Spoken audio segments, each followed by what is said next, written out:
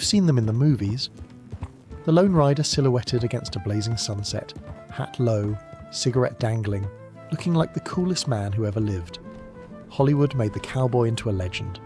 Strip away the romance, and what you actually find is one of the most physically brutal, mind-numbingly repetitive, and genuinely dangerous jobs in American history. Today we're going back to 1870, the heart of the great cattle drive era, and we're living a full day in the boots of a real American cowboy. Not the myth, the man. From the moment his eyes open before dawn, to the moment he collapses back onto the hard ground under a blanket of stars, I reconstructed what a typical day in the life of a cowboy looked like around the year 1870, drawing on historical records, first-hand accounts, and decades of scholarly research, with artificial intelligence used to help create this reconstruction video for educational purposes. Let's ride. It is 4 o'clock in the morning, and it is dark, and it is cold, and someone is already yelling at you. The cook, called the cookie by everyone on the trail, has been up since 3. He has no interest in your comfort. His job is to feed 15 to 20 hungry, filthy men twice a day, and he runs his chuck wagon like a general runs a battlefield. When he shouts, "You move," you peel yourself off the ground. There is no mattress. There is no pillow. You have been sleeping on a bedroll, a canvas tarp folded over a couple of wool blankets, laid out directly on the Texas or Kansas dirt. Whatever you used as a pillow was probably your saddle. Your back knows it. Your hips know it. Every muscle in your body knows it. The temperature at 4 in the morning on the open plains can drop into the 40s, even in summer. You pull on your boots, always shake them out first because scorpions exist, and you button up your shirt, your vest, and reach for your hat. The hat is not a fashion choice. It is a tool. It keeps the sun off your face, the rain out of your eyes, and right now, it holds whatever warmth your head managed to generate overnight. You are not special. You are one of a crew. Most cowboys in 1870 were between the ages of 16 and 30. A significant number were black men, freedmen who found work on the range after the Civil War, and a substantial portion were Mexican vaqueros, the men who invented this entire profession generations before Anglo cowboys appeared. Your wages are somewhere between $25 and $40 a month, depending on your skill and your boss's generosity. You will earn every single cent. Before you eat, you work. The wrangler, the lowest ranked hand on the drive, often the youngest, has already been out rounding up the remuda. That's the herd of spare horses, typically 80 to 100 animals for a crew your size. Each cowboy gets assigned 6 to 8 horses for the duration of the drive, rotating through them daily, so no single animal wears out. You walk out to the rope corral, pick your morning horse and saddle up. Then, and only then, do you eat. Breakfast is whatever the cookie decides it is, and you do not complain about it. Complaining about the food is one of the fastest ways to make your life miserable on a cattle drive. The cook wields enormous social power in this world. Typical breakfast: sourdough biscuits, salt pork or bacon, beans left over from the night before, and black coffee so strong it could remove rust from iron. If you're lucky, there might be dried fruit or molasses. If you're not, there isn't. You eat fast. You eat standing up or crouching near the fire. The cattle are stirring, the trail boss is pacing, and nobody's waiting for you to finish your second cup. If you like the video so far, please subscribe to the channel and leave a like. This can really help my channel grow, so I can make more interesting videos. Let's continue. By the time the sun clears the horizon, the herd is moving.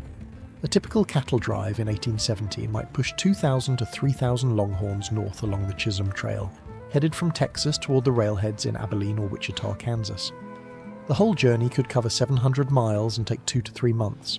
Today is one day of that, and every day looks more or less the same. The trail boss rides ahead of everything, scouting water, grass, and the path forward. He is the highest paid man on the drive, sometimes $100 a month, and he carries the weight of every decision. Behind him come the point riders, the 2 most experienced cowboys on the crew, positioned at the front left and front right of the herd. They guide the lead cattle, setting the direction. It is the most prestigious riding position, and the least dusty. From there, the herd fans out behind them. Swing riders work the middle flanks, keeping the cattle from drifting sideways. Flank riders do the same further back, and then, at the Very rear of the herd, you find the drag riders. Drag is where the new guys go.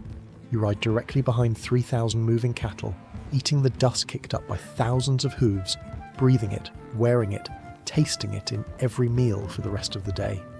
The cattle at the back are the slowest, the sickest, the most stubborn. You spend your hours shouting, whistling and slapping your rope against your chaps to keep them moving.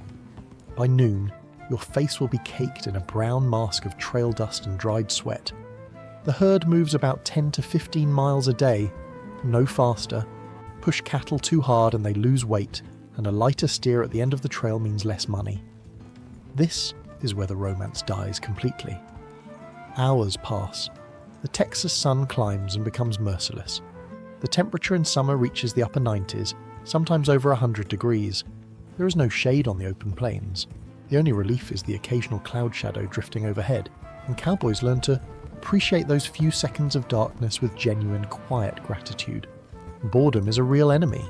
People don't talk about this when they talk about cowboy life, but the sheer, grinding monotony of moving cattle slowly across a flat landscape for 8 to 10 hours a day is its own kind of suffering.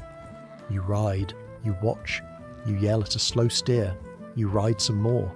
The dangers lurking in that monotony are what keep you from falling asleep in the saddle. Rattlesnakes are everywhere, and your horse can spook from one in an instant. Prairie dog holes can snap a horse's leg mid-stride. Sudden summer thunderstorms can appear in 40 minutes and turn a dry creek bed into a deadly flash flood. And always, there is the threat of a stampede. Longhorns are not gentle animals. They are large, fast, sharp-horned, and they spook easily. A single crack of thunder, the smell of a predator, or even an unexpected sound can send thousands of cattle running at full speed in a blind panic. When a stampede starts, every cowboy on the crew has one job: get in front of it. You ride full gallop in the dark or the rain or the dust, trying to turn the lead cattle into a circle, a maneuver called milling the herd. It is one of the most dangerous things a cowboy does, and men die doing it. If there is a river to cross today, and on the Chisholm Trail there almost always is, the afternoon gets significantly more complicated. Cattle do not want to cross water. Getting 2,000 longhorns into a river requires patience, skill, and a willingness to get soaking wet. The led steers are coaxed in first. Once the leaders go, the rest will usually follow. Cowboys ride into the water alongside them, keeping the herd from turning back or bunching up in the middle of the current. A panicking animal in deep water can drown. A cowboy knocked from his horse in a fast current can drown just as easily. Most cowboys in 1870 could not swim. River crossings were among the most lethal events on any cattle drive.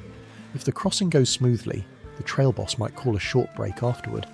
30 minutes to let the cattle graze and the men wring out their boots. You eat a cold lunch, usually leftover biscuits and dried beef from the morning, and then the herd is moving again. Around dusk, the trail boss selects a campsite near water and grass. The herd is bedded down, coaxed into a loose circle and allowed to settle. 2 cowboys will ride slow circles around the herd all night in shifts. But first, supper. The chuck wagon has gone ahead, and the cookie has had a fire going for an hour before the crew arrives. Tonight's meal might be beef stew, beans, sourdough biscuits, and coffee. On a good night, dried apple pie. You eat quickly and quietly. Men are exhausted in the bone-deep way that only full-body physical labour produces. You check your horse. You check your gear. You mend anything that needs mending, because a broken cinch tomorrow morning is a crisis.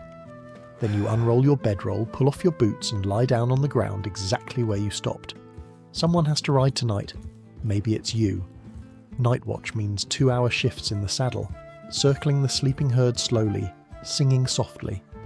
Cowboys sang to cattle, not as a charming folk tradition, but as a practical tool. The low, constant sound of a human voice kept the animals calm. Favourites included simple hymns and folk songs, anything with a steady rhythm. The cattle recognised the sound of a human presence, and it settled them. The sky out on the open plains in 1870 was extraordinary. No electric light for hundreds of miles, the Milky Way blazing overhead like a river of fire. Cowboys noted the stars not for beauty but for navigation, for timekeeping, and for the quiet company they offered during long, cold, silent hours in the saddle. At the end of your shift, you wake your replacement. You crawl back into your bedroll, In 4 hours, the cook will be shouting again. The cowboy of 1870 was not a myth. He was a working man doing a hard job in a hard land for modest pay.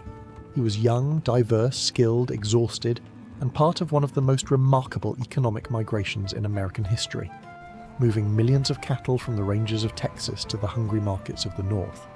The legend got built later, in dime novels and travelling shows, and eventually on the silver screen. But the reality was 4 o'clock in the morning, trail dust in your teeth, and 2,000 stubborn longhorns that didn't care about your legend one bit. If you want to know more about life on the American frontier, subscribe and we'll keep riding. Bye bye.